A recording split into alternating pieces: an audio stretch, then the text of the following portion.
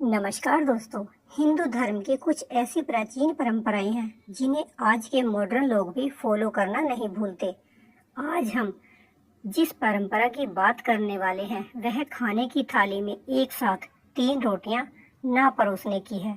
जी हाँ, इस परंपरा को लगभग हर कोई निभाता तो है, लेकिन इसके पीछे का कारण कोई नहीं जानता।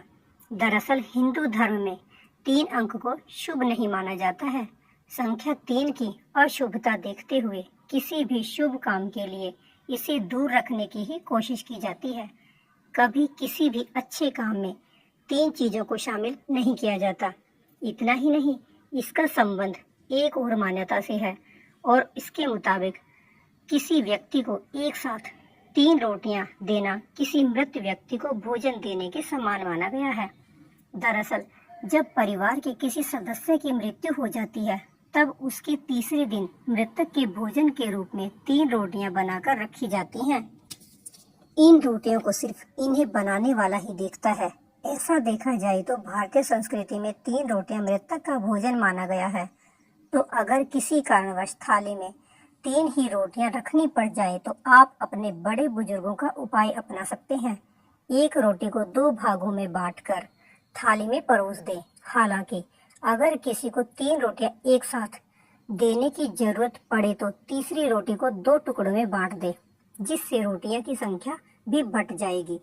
आपको बता दें कि पूजा की थाली हो या फिर कोई हवन, उसमें भी सिर्फ 3 वस्तुओं को एक साथ नहीं रखा जाता है। 3 अंक वाली तिथि के दिन भी शुभ काम नहीं किया जाता। यही कारण है कि खाने की थाली में भी एक साथ 3 रोटियां नहीं रखी जाती। इसके अलावा हिंदू धर्म में मान्यता है कि पहली रोटी गाय को खिलानी चाहिए।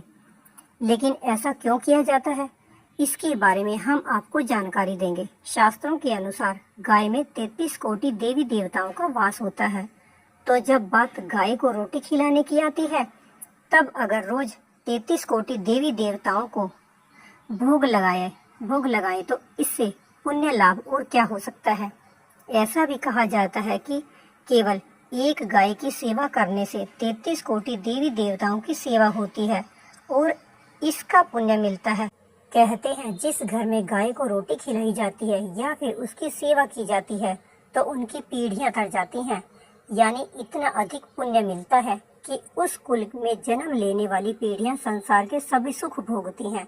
वहीं दूसरी ओर ये भी माना जाता है कि यदि गाय को रोटी के साथ गुड़ भी खिलाया जाए तो बहुत लाभ मिलता है। लेकिन इस बात का ध्यान रखना चाहिए कि गाय को गुड़ तभी खिलाया जाए जब वह गाय बैठी हो। गुरुवार को जब गाय को रोटी खिलाएं तो उसमें थोड़ी सी हल्दी मिलानी चाहिए, क्योंकि मान्यता है कि इस तरीके से रोटी खिलाने से बहुत ही पुण्य लाभ होता है। साथ ही मनुष्य को जीवन की लौकिक और अलौकिक दोनों ही फलों की प्राप्ति होती है। इसी तरह की और भी जानकारी के लिए हमारे चैनल को सब्सक्राइब जरूर करें और नई वीडियो की नोटिफिकेशन के लिए बेल आइकन को दबाएं तथा अपनी राय कमेंट बॉक्स में जरूर